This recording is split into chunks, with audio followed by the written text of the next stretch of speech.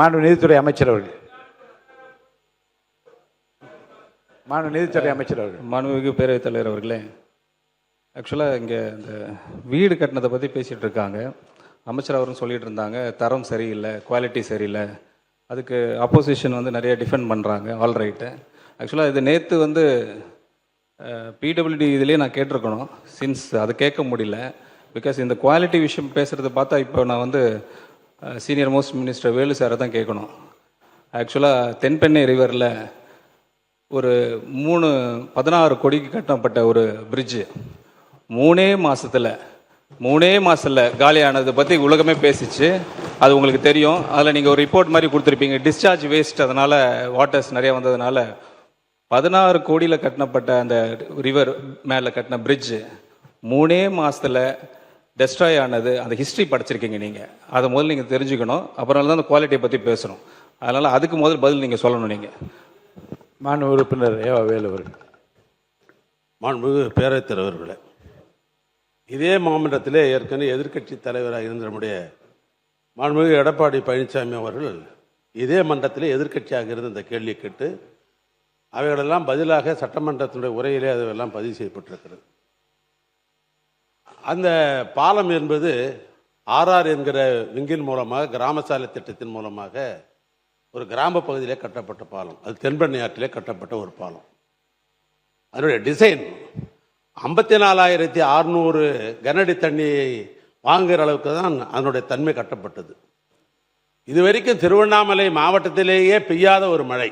அந்த மழை இன்னும் சொல்ல போனால் ஆன்மீக பெருமக்கள் 14 கிலோமீட்டர் கிரிவலம் என்று வருகிற இந்த திருவண்ணாமலை மலையே சரிந்ததன் மூலமாக 7 பேர் இறந்தார்கள்.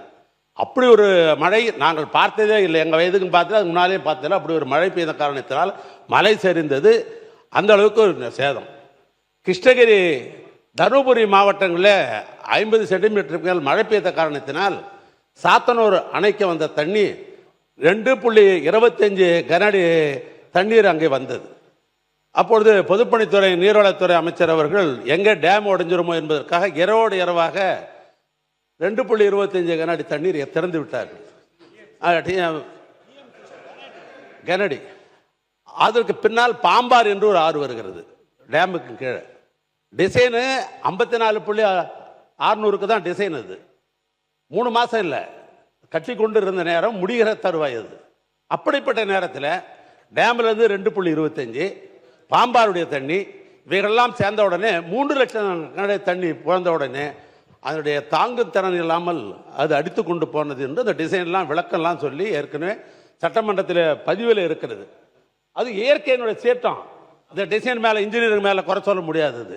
ஏன்னா கட்டினது 54,600க்கு, ஆனால் வந்த தண்ணி 3 லட்சம் கனஅடி தண்ணி. அப்படி என்கிற பொழுது அதை தாங்காமல் அந்த பாலம் போன என்பது இதே சட்டமன்றத்தில் ஏற்கனவே பதிவு செய்யப்பட்டிருக்கிறது. அதுதான் உண்மை நிலை.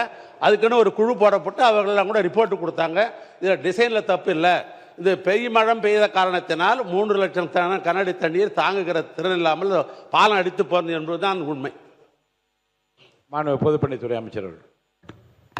மாண்புமிகு பேரவைத் தலைவர்களே, இப்போதான் முதலமைச்சர் சொன்னார், நேற்றிலிருந்து ஒரு விவாதம் வந்து அந்தந்த மானிய துறை கோரிக்கை வரும் பொழுது நம்மளுடைய பேச்சுகள் விவாதங்கள் வந்து அந்த துறையை தாண்டி நிறைய விவாதம் பொழுது சாயங்காலம் 5 மணி 5:30 மணி வரைக்கும் நம்மளுடைய விவாதம் கண்டினியூ ஆகுது. நம்மளுடைய உறுப்பினர்கள் இன்னைக்கு இருக்கக்கூடிய மானிய கோரிக்கை விவாதத்தை நோக்கி மட்டுமே நம்ம பேசினா நல்லா இருக்கும்னு நினைக்கிறோம்.